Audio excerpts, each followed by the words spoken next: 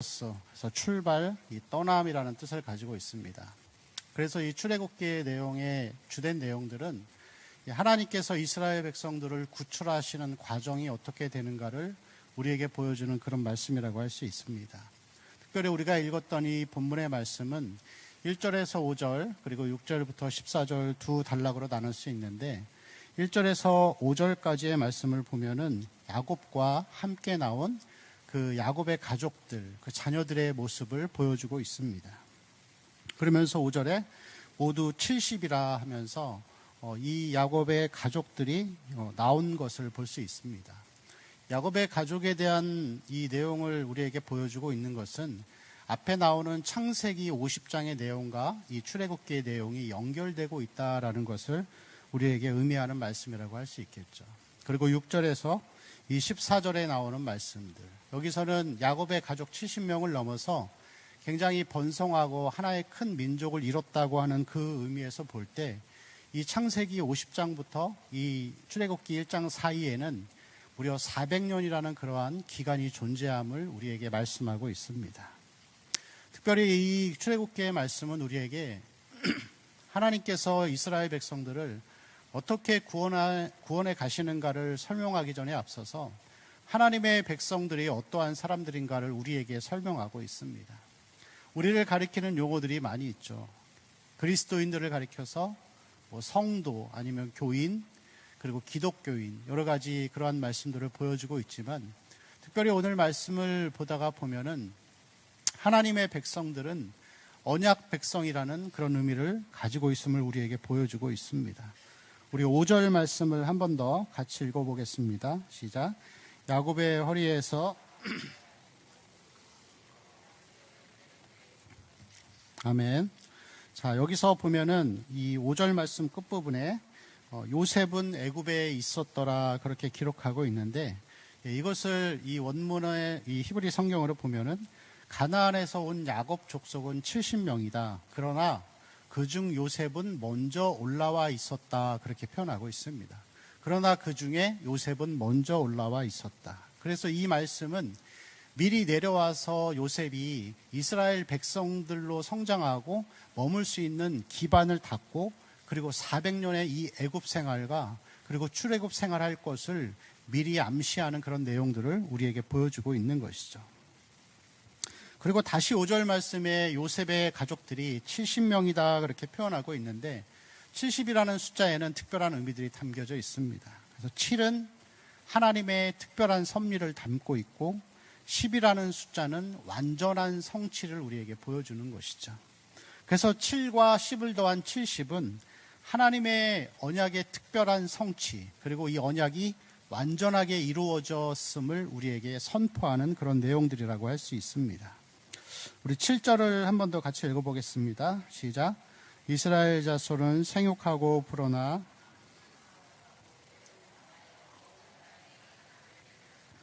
아멘. 자, 이 7절의 말씀, 이제 이스라엘 백성들이 온 땅에 가득하게 되었다는 이 말씀은 400년 전에 하나님이 아브라함에게 언약하셨던 그 언약의 성취를 우리에게 보여주는 것이죠. 그래서 하나님께서 아브라함에게 창세기 12장 2절 말씀을 보면은 이렇게 말씀이 기록되어 있습니다. 내가 너로 큰 민족을 이루고 내게 복을 주어 내 이름을 창대하게 하리니 너는 복이 될지라. 그렇게 말씀이 기록되어 있죠. 창세기 13장 16절 말씀에도 내가 내 자손이 땅의 티끌 같게 하리니 사람이 땅의 티끌을 능히 셀 수 있을진데 내 자손도 세리라 하면서 이제 이스라엘 이 야곱의 한 가족이 이 언약의 백성으로서 그렇게 하나의 민족을 이뤄가는 아브라함의 언약을 성취하셨음을 오늘 말씀이 우리에게 보여주는 그런 말씀이라고 할 수 있습니다. 여러분, 하나님께서는 이스라엘 백성들, 특별히 아브라함 한 사람을 부르셔서 그들에게 언약을 주시고 그들을 언약 백성으로 삼아주셨습니다. 그래서 우리 그리스도인들도 가리켜서 하나님의 언약의 백성들, 그렇게 우리를 표현할 수 있는 것이겠죠. 하나님의 언약에는 두 가지의 성격이 있습니다. 첫 번째 성격은 하나님의 언약은 변함이 없다는 것이죠. 변함이 없다라는 거 하는 것은 하나님의 성품을 보여주시는데 하나님의 신실하심과 영원하신 성품을 우리에게 동시에 보여주는 것이라고 할 수 있습니다. 오늘 우리가 보고 있는 이 생육하고 번성하여 한민족이 된 이 언약, 이것은 창세기 12장 2절에서 아브라함에게 하나님이 약속하신 큰 민족을 이룬다고 하는 약속을 500년 동안 신실하고 변함없이 지키고 계시다는 것을 우리에게 보여주고 있습니다. 그래서 하나님은 신실하시고 하나님은 언제나 변함이 없으신 그러한 하나님이십니다. 이 성경을 보다가 보면은 성경의 모든 내용들은 다 하나님의 성품을 보여주고 있는데 특히 구원의 방식을 봐도 그렇습니다. 하나님께서 아담과 하와가 타락한 이후로 창세기 3장 15절에 내가 너로 뱀에게 가르쳐 너와 여자의 후손과 원수가 되게 하고 여자의 후손이 너의 머리를 상하게 할 것이다. 그러한 약속, 예수 그리스도에 대한 약속이죠. 그래서 이 구원에 대한 하나님의 방식은 그 당시 창세기에 약속하셨던 것, 그리고 죄를 지었던 아담과 하와에게 찾아오셔서 가죽옷을 지어 입히셔서 부끄러운 곳을 가리게 하신 하나님. 여러분, 가죽옷을 지어서 입히려면 살아있는 동물을 피를 흘려 잡아야 하는 것이죠. 그것은 예수 그리스도를 상징합니다. 그리고 이러한 예수 그리스도의 십자가의 능력과 구원을 통한 이 구원을 이루시는 하나님의 방식은 창세기로부터 시작하여서 지금까지, 예수님 시대 그리고 지금까지, 그리고 앞으로도 변하지 않는 것이라고 할 수 있습니다. 그리고 하나님의 방식은 이 구원을 취소하시지 않습니다. 하나님은 변함없으시기 때문에 한 번 구원받은 사람은 끝까지 자녀로서 버리지 아니하시고 언제나 신실하심으로 함께 하시는 하나님이심을 우리는 볼 수가 있는 것이죠. 이 극단적인 종말론에서는 볼 때 이 사람들이 마지막 그 종말 7년 대환란 이런 시대가 오면은 마치 우리 몸속에 이 666 코드를 받으면은 구원을 받을 수 없다, 그렇게 가르치던 그런 시절이 있었습니다. 여러분, 666 코드를 뭐라고 보통 얘기하시죠? 바코드, 상품에 있는 바코드. 그거 받으면은 다 지옥 간다, 뭐 그렇게 설명하죠. 근데 여러분, 사실 바코드 받아서 지옥 가면은 믿음으로 구원받은 게 취소된 거죠. 그러면은 그거는 이 바코드, 예수 그리스도의 복음과 능력은, 십자가의 능력은 바코드보다도 못한 것이라고 할 수 있겠죠. 그래서 그것은 잘못된 그런 내용이라고 할 수 있는데, 하나님은 이 구원의 방식과 그리고 구원 이후 우리의 삶에서도 모든 순간마다 변함없으시고 신실하심을 우리에게 보여주고 있습니다. 구원 이후의 우리의 삶도 그렇습니다. 악인들의 삶은 바람에 나는 겨와 같아서 어디에서 와서 어디로 갈지 그들의 인생은 한 치 앞도 알 수 없겠죠. 그렇지만 하나님은 우리에게 구원을 주신 이후로 신실하시기 때문에 우리 그리스도인의 삶은 더 이상 바람에 나는 겨가 아니라 확신의 삶이라고 할 수 있습니다. 하나님이 우리를 선택하신 그 순간부터 하나님 앞에 가는 그 날까지 이 땅에서 우리가 살아가는 모든 삶 가운데 하나님은 우리를 섭리하시고 견인해 주시고 보호해 주시고 인도해 주시는 신실하시고 변함없으신 하나님이심을 믿으면서 나아가는 삶이 되기를 축원합니다. 두 번째, 하나님의 이 언약은 첫 번째 변함없으시고 신실하심과 더불어서 일방적인 언약입니다. 언약을 다른 말로 하면은 약속이라고 할 수 있겠죠. 사람들은 약속을 할 때 한 사람이 일방적으로 하지 않고 서로가 상호 간의 약속을 하게 됩니다. 그리고 사람들이 서로 약속을 하는 이유는 그 약속의 목적이 자기의 유익함을 위해서 하는 것이죠. 뭐 실례로 예를 들면은 결혼할 때 그렇습니다. 여러분, 결혼할 때 남녀가 서로가 너무너무 사랑해서 결혼을 하게 되죠. 근데 결혼을 하는데 어느 정도 이 본심의 마음은 자기의 유익과 행복을 위해 하는 것이라고 할 수 있습니다.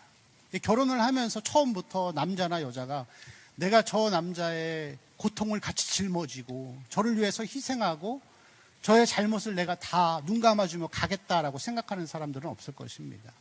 사람의 약속은 그래서 상호 간에 이루어지는 것이고 서로의 자기의 유익을 위해서 하는 것이 이 사람 간의 약속이지만, 하나님의 언약은 사람의 이 의사와 상관없이 하나님이 일방적으로 우리에게 하신 것이라고 할 수 있습니다.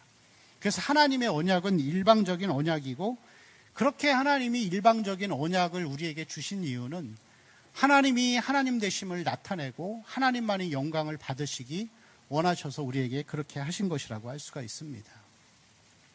여러분, 처음에 하나님이 아브라함을 선택하실 때 아브라함이 어떤 것을 보고서 선택하셨을까요? 자격과 조건은 아무것도 없었습니다. 아브라함은 괜찮은 사람도 아니었습니다. 갈대아 우르라는 땅, 그 이방 땅에서 아무 조건과 자격 없이 부르셔서 그를 하나님 백성으로 삼아주셨습니다. 중간중간에 많은 실수들을 했지만 하나님은 끝까지 그를 기다리시고 그를 보호하셨고 인도해 주셨습니다. 아브라함뿐만이 아니라 성경에 나오는 모든 사람들은 그렇습니다. 야곱의 삶도 그랬습니다. 야곱은 형 에서보다 나은 것이 조금도 없는 사람이었죠. 그렇지만 하나님께서 아무런 조건과 자격 없이 그냥 하나님의 주권으로 하나님 되심을 나타내고 하나님의 선하심을 나타내기 위해서 에서보다 야곱을 선택한 것이라고 할 수 있습니다. 동일하게 우리도 그렇습니다. 저도 그렇고 여러분도 그렇고 하나님이 우리가 어떤 자격이 있어서 우리를 하나님 백성으로 불러주신 게 아니죠. 그래서 이 땅에서 우리가 살아가는 삶의 모든 원리는 은혜라고 할 수가 있습니다. 저는 요즘에 가끔 그런 생각이 듭니다. 내가 하나님을 만나지 못했다면 내가 결혼이란 걸 할 수가 있었을까? 지지리도 가난하고 세상에서 최고로 가난한 가정에서 태어난 제가 결혼이나 할 수 있었을까? 그런 생각들을 해봅니다. 자녀들을 키우면서도 이제 저도 아들이 2명이 있는데 이 아이들을 바라보면서 요즘에는 자꾸 그런 마음이 들더라고요. 하나님이 나에게 잠깐 맡겨주셨구나. 하나님 선물이구나. 그래서 내 욕심과 내 기대를 따라서 자녀들을 키우지 말아야 되겠다. 하나님이 나에게 은혜로 잠시 맡겨주셨구나. 그래서 저 아이들이 하나님의 영광을 위해 살아가고 하나님께 기쁨이 되어지고 그렇게 키워야 되겠구나라는 생각을 많이 하게 됩니다. 하나님의 백성들은 모든 것이 다 은혜입니다. 자녀를 주신 것도 은혜이고 내 것은 아무것도 없습니다. 자녀를 자꾸만 내 거라고 생각하고 내 기대와 내 소유를 생각하니까 기대하는 바를 자꾸만 강요하고 오히려 그 자녀를 불행하게 만들고 하는 것이 우리의 모습이지 않나 싶습니다. 요즘에 통계를 보면은 결혼한 기혼 남성, 30대, 20대 이렇게 결혼을 얼마 하지 않은 남자들 중에 3분의 1은 마마보이라고 하더라고요. 결혼을 하고 나서도 뭔가 중요한 결정을 해야 할 때 아내하고 상의하기보다 엄마한테 전화해가지고 엄마 어떻게 할까요? 이런 식으로. 그것은 부모의 입장에서 정말 사랑하는 것이 아니라 자기의 기대와 자기의 욕심을 따라 길렀기 때문에 그렇게 하는 것이 아닐까라는 생각이 듭니다.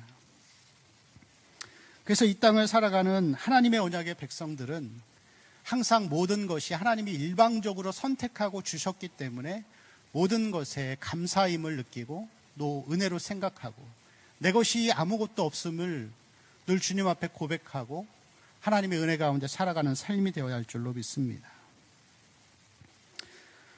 특별히 오늘 말씀 가운데에서는 이 언약 백성의 특징이 무엇인지를 우리에게 보여주고 있습니다. 이스라엘 백성들은 크고 강하고 불어나고 생육하고 번성했지만 그들은 이 당시에 애굽이라는 그 초강대국 안에서 아주 작은 약소 민족이었습니다. 그들은 강하고 번성한 자들이었지만 이 애굽이라는 세상 가운데에서 그 가운데 노예로서 학대받고 그리고 고통당하는 그런 자들이었음을 볼 수가 있습니다. 자, 우리 8절 말씀 한번 같이 읽을까요? 시작. 요셉을 알지 못한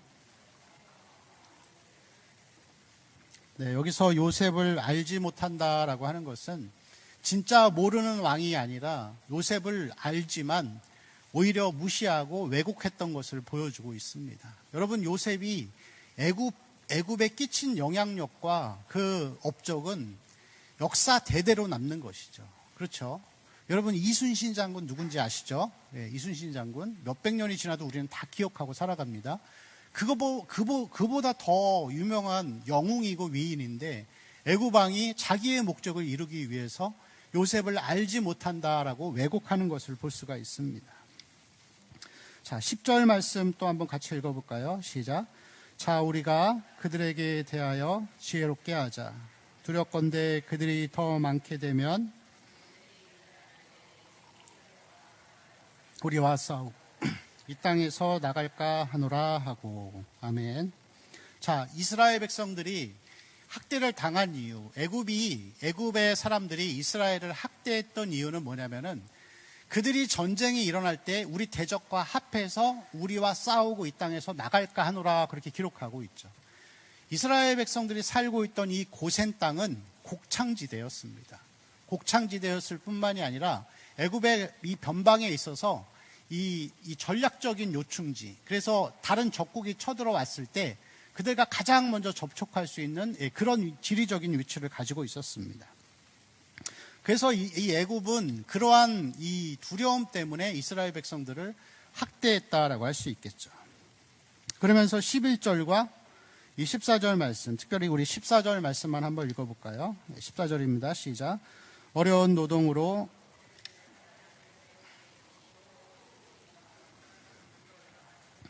여러 가지 일이라 그 시키는 일이 모두 엄하였더라.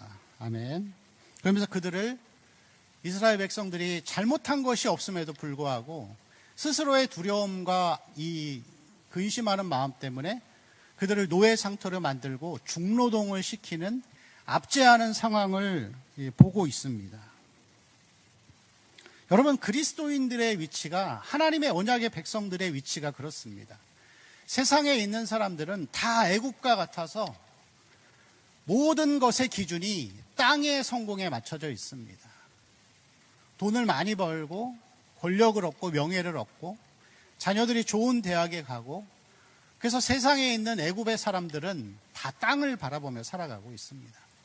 여러분, 그렇지만 그리스도인들, 언약 백성은 발은 땅에 딛고 있지만 얼굴과 눈은 하늘을 향해 바라보며 사는 자들이라고 할 수 있겠죠. 그래서 우리는 애굽이라는 세상 가운데 속해 있지만 세상에 속하지 않은 자들이죠. 세상 안에 살고 있지만 세상과 어울리지 않기 때문에 세상과 그리스도인들, 언약 백성들은 섞일 수 없는 물과 기름과 같은 모습이라고 할 수가 있습니다. 여러분, 그래서 아무런 잘못을 하고 살지 않아도 하나님 백성들은 세상으로부터 미움을 받게 되어 있는 것이죠. 여러분, 혹시 예수 믿는다고 해서 조롱당하고 핍박당해 본 적 있으신가요? 아무 이유 없이. 그게 우리의 모습입니다. 그래서 예수님께서도 이 요한복음 17장 말씀에서 보면은 이제 잡히시기 전에 마지막으로 하나님 아버지께 기도하는 그런 내용들이 나옵니다.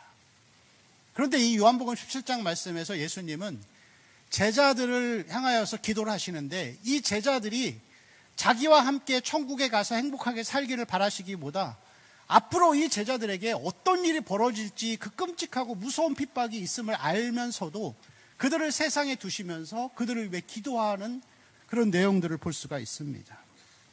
요한복음 17장 13절에서 16절까지의 말씀을 우리 한번 같이 읽어보겠습니다. 13절입니다. 지금 내가 아버지께로 가오니 내가 세상에서 이 말을 하옵는 것은 충만히 가지게 하려 함이니이다. 내가 아버지의 말씀을 그들에게 주었사오매 세상이 그들을 미워하여 싸우니 이는 내가 세상에 속하지 아니한 같이 그들도 세상에 속하지 아니함으로 인함이니이다. 내가 비옵는 것은 그들을 세상에서 데려가시기를 위함이 아니요 다만 악에 빠지지 않게 보존하시기를 위함이니이다. 내가 세상에 속하지 아니한 같이 그들도 세상에 속하지 아니하였사옵나이다. 아멘. 특별히 14절 말씀을 보면은 세상에 속하지 아니하였기 때문에 세상이 그들을 미워하였다라고 그렇게 기록하는 것을 볼 수가 있습니다. 여러분, 우리가 그리스도인으로서 살다가 보면은 하나님을 믿기에, 그리스도인이기에 받게 되는 불이익과 핍박과 고난이 반드시 있습니다. 그래서 여러분, 고난이 사실 싫잖아요. 저도 뭐 맨날 당해도 맨날 싫습니다. 그런데 이 고난이 너무 싫다가 보니까 하나님의 백성들이 이 고립돼서 살기를 바라는 거예요. 때로는 베드로가 그렇잖아요. 변화산상에 올라갔을 때 거기서 모세와 엘리야의 그런 환한 광채 가운데 예수님의 모습을 보면서 너무 좋은 거예요. 그래서 밑에 내려가면, 산 밑에 내려가면 또 사람들이 핍박하고 고통스럽게 하니까 예수님께 이렇게 제안을 하잖아요. 예수님 여기가 좋은데 여기가 좋습니다. 초막 짓고 여기서 사시죠. 그런 일들이 이 성경에도 많이 보여집니다. 예루살렘 가운데 이 오순절 이 성령의 역사를 통해서 많은 그리스도인들이 생기고 나서 그들 가운데 사도행전 2장 42절부터 46절까지 나오는 말씀 가운데 저희가 서로 사도의 가르침을 받아 떡을 떼며 교제하며 기쁨을 나누며 너무 행복한 거예요. 그러니까 사람들이 모여가지고 자, 우리끼리 더 이상 핍박당하니까 나가지 말고 예루살렘 안에 모여 살자 하는 거죠. 근데 하나님은 거기에서 스데반을 순교시키고 예루살렘에 대핍박이 일어나게 합니다. 그리고 다 흩어지게 만들죠.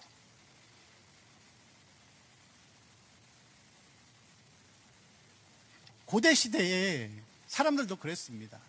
핍박이 너무 싫고 죄 짓는 자기 자신이 너무 싫으니까 수도원을 지어놓고서 수도원 안에서 우리끼리 한번 죄 짓지 말고 행복하게 살아보자 해서 생겨난 게 산 밑에 있는 수도원 운동, 수도원 운동들을 많이 하게 됐습니다. 근데 하나님 보시기에는 교회는, 성도의 삶은 핍박과 고난이 있어도 모여있는 공동체지만 동시에 흩어지는 공동체라고 할 수 있습니다. 흩어지지 않으니까 수도원 운동을 하는 이 유럽을 중심으로 해서 무슬림이 싹 갈아엎어버리잖아요.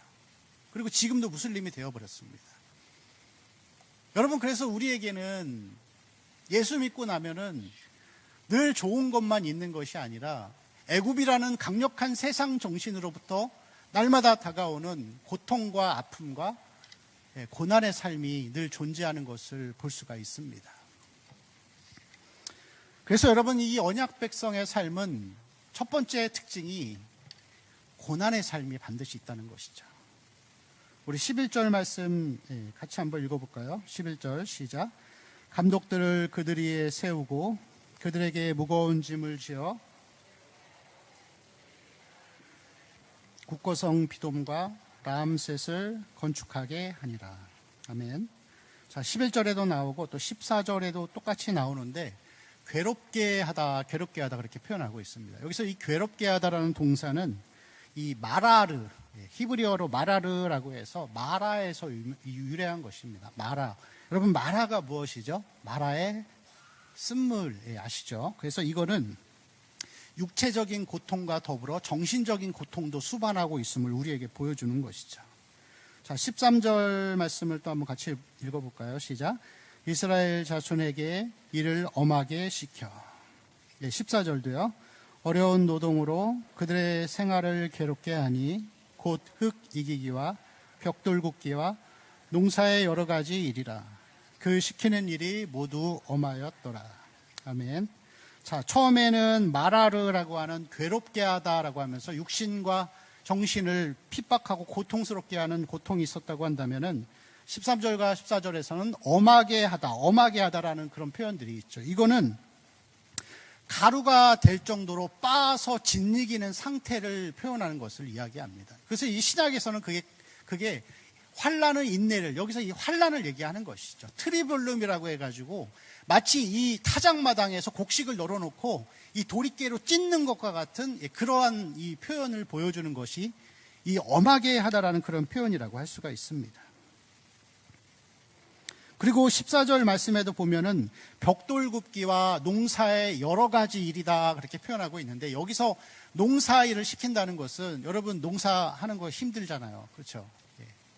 지어보신 분은 아실 겁니다. 저도 텃밭 농사를 몇 년 전에 해봤는데 농사는 잡초와의 전쟁이더라고요. 그 땡볕에 그걸 뽑는다는 것은 굉장히 힘든 일이에요. 근데 여기서 나오는 농사의 엄한 일이라고 하는 것은 단순히 이 곡물을 심고 거두고 그걸 얘기하는 게 아니라 농지를 개척하고 수로를 개간하는 중노동을 이야기하는 것입니다. 그리스도인이 되고 나면은 세상으로부터 들어오는 그러한 이 섞이지 않는 것 때문에 받는 고난과 고통이 있다는 것을 우리에게 보여주는 것이죠. 여러분, 그렇지만 하나님 믿는 것이 언약 백성의 삶이 늘 그렇게 고통만 있으면 어떻게 살겠습니까?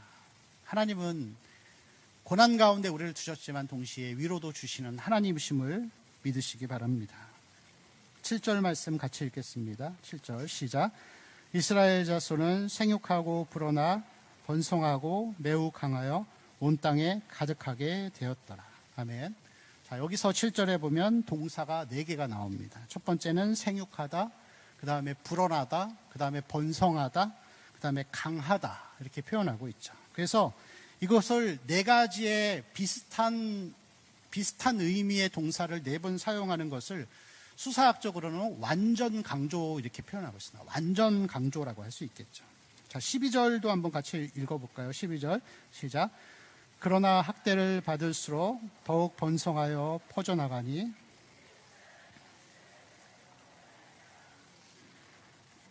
아멘. 자, 12절에는 보면은 더 놀라운 말씀이 나오죠. 학대를 받을수록 더욱 어떻게 된다고요? 번성해져 가는 것을 볼 수 있습니다. 그리고 이것을 바라보며 마지막 부분에 애굽 사람들이 근심했다라고 하는데, 근심하다라는 이 표현은 두려워하다라는 그런 표현이라고 할 수 있습니다. 여러분, 그래서 이스라엘 백성, 하나님의 언약의 백성들은 고통이 있는데 강성함이 있어요. 2가지는 항상 같이 갑니다. 이스라엘이라는 이 이름은 야곱이 야복강가에서 하나님의 사자와 씨름하고 난 다음에 얻게 된 이름입니다. 그리고 그 이름의 뜻은 하나님과 겨루어 이겼다. 그리고 이것을 더 정확하게 표현하면 하나님과 더불어 힘을 얻어 강하게 된 자라는 표현입니다. 시편 말씀에 보면 이것을 눈물 골짜기를 지날 때에도 저들은 마음속에 시온의 대로를 내는 자들이다 그렇게 표현하고 있습니다. 여러분, 그래서 그리스도인들은, 하나님의 언약의 백성들은 고통과 가시와 십자가가 있지만 동시에 강성함이 있습니다. 고난이라는 약함이 우리에게 있지만 동시에 약함과 더불어 강함도 우리에게 있다는 것을 안다는 것은 우리에게 큰 위로가 되는 것이죠. 하나님이 우리에게 고난과 약함과 강함을 함께 주시는 이유가 있습니다. 고린도후서 6장 10절 말씀에 보면은 이렇게 말씀이 기록되어 있습니다. 고린도후서 6장 10절입니다. 근심하는 자 같으나 항상 기뻐하고, 가난한 자 같으나, 같이 읽을까요? 많은 사람을 부요하게 하고, 아무것도 없는 자 같으나 모든 것을 가진 자로다. 사도 바울의 모습이죠. 가시 같은 육체의 가시를 가졌지만 그 가운데에서 하나님의 놀라운 능력을 가지고 살아가게 됩니다. 고린도후서 4장 10절에도 비슷한 말씀이 있습니다. 같이 읽을까요? 우리가 항상 예수의 죽음을 몸에 짊어짐은 예수의 생명이 또한 우리 몸에 나타나게 하려 함이라. 아멘.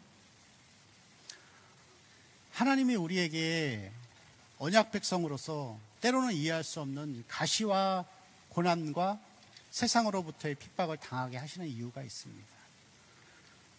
그 아픔 가운데에서 우리가 나 자신의 한계를 깨닫고 하나님의 능력을 소망하며 나아가는 것이죠. 그래서 십자가 붙들고 하나님 능력을 소망하며 살아가는 삶을 살기를 우리에게 바라시는 것이라고 할 수 있습니다. 사도 바울은 그런 사람이었습니다. 육체의 가시를 가졌지만 그것을 통하여 하나님 앞에 더 헌신하고 그 가운데 하나님의 능력이 나타났던 것을 볼 수가 있습니다. 고린도후서 12장 9절에서 10절에 보면 그래서 이렇게 고백하죠. 같이 읽을까요? 나에게 이르시기를 내 은혜가 내게 족하도다. 이는 내 능력이 약한 데서 온전하여짐이라 신지라. 그러므로 도리어 크게 기뻐함으로 나의 여러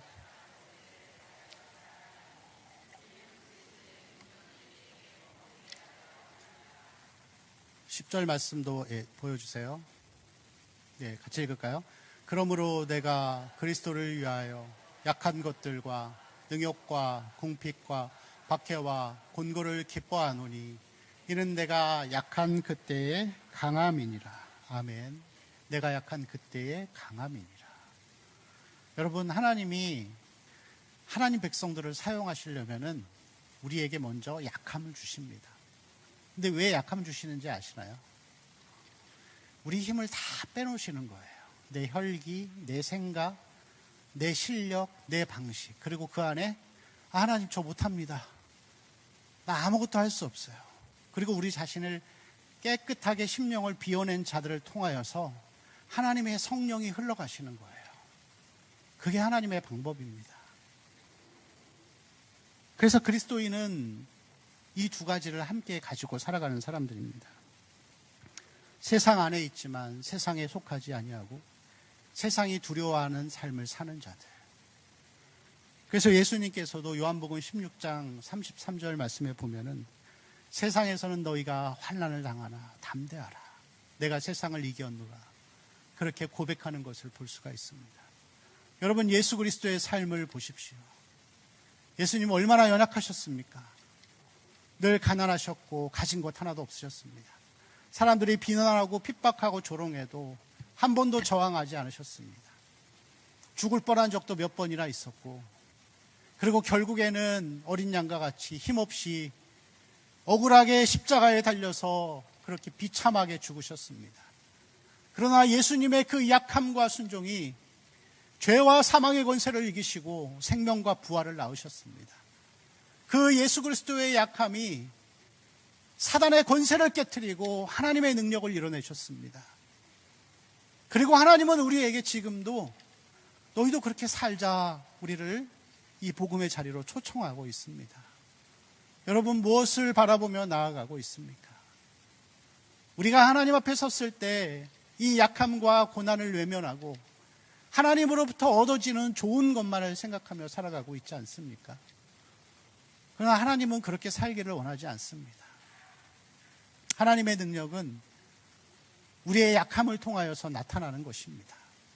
고난의 자리를 좋아하는 사람은 아무도 없습니다. 그러나 그러한 일들을 통하여서 하나님은 힘이 다 빠진 자들을 일하시는 것입니다. 그런 자들을 통하여서 우리 성도들의 삶이 그런 삶이 되었으면 좋겠습니다. 저는 어머니가 일찍 돌아가셨습니다. 근데 저희 어머니는 오랜 세월 30년 가까이 당뇨를 앓으셨어요. 너무 힘든 삶을 사셨죠. 그리고 저희 아버지는 한량이셨습니다. 집안의 경제 상황과 전혀 상관없이 혼자 행복하게 사시는 분. 돈 벌면 혼자 다 쓰시고, 그 가운데 우리가 받았던 핍박과 한란은 말도 못했습니다. 근데 저희 어머니는 가방끈도 짧고 몸도 약하시고 늘 그렇게 아버지한테 고통당하고 교회 사역을 30년 가까이 하셨지만 그 가운데에서도 맨날 아프고 가난하고 사례비 한 번 못 받으시고 사는 그런 모습을 보면서 저는 그 어머니의 모습을 볼 때 너무 화가 났었습니다. 도대체 왜 저러고 살까? 저도 신학생이었고 저도 하나님의 일을 하면서도 도대체 왜 저렇게 사실까라는 그런 생각들을 늘 가지고 살았었습니다. 그러나 정말 그 약함과 연약함 가운데에서도 저희 어머니는 항상 한 영혼을 구원하시기 위해서 그 한 영혼의 구원을 위해서 늘 3일 금식을 하셨고 한 달 이상의 기도의 준비를 하면서 사셨습니다. 그리고 그러한 정말 한없이 약한 어머니의 모습을 통하여서 많은 사람들이 하나님을 만나는 것을 저는 보았습니다. 저희 어머니를 통하여서 구원받은 사람이 제가 알기로도 최소 몇백 명은 됩니다. 하나님은 그렇게 일하시는 것입니다.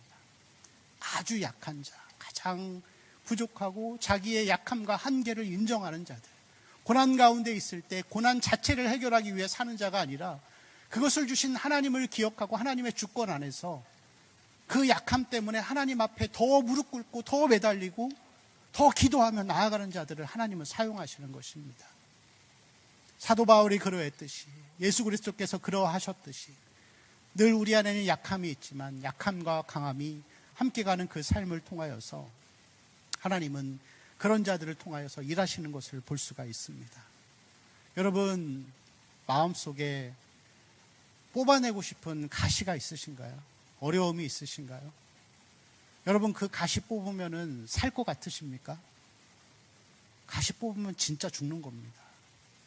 그러나 그 가시 때문에 하나님 앞에 우리의 한계를 인정하고 늘 주 앞에 주님을 의지하고 성령을 의지하고 하나님의 기름 부으심을 의지해서 기도하는 자리로 나아오고 하나님 앞으로 나아오고 예배하는 자리로 나아오는 우리 성도들의 삶이 되기를 축원합니다. 같이 기도하겠습니다. 예, 함께 기도하실 때 우리 하나님 주신 말씀들을 기억하면서 같이 기도했으면 좋겠습니다.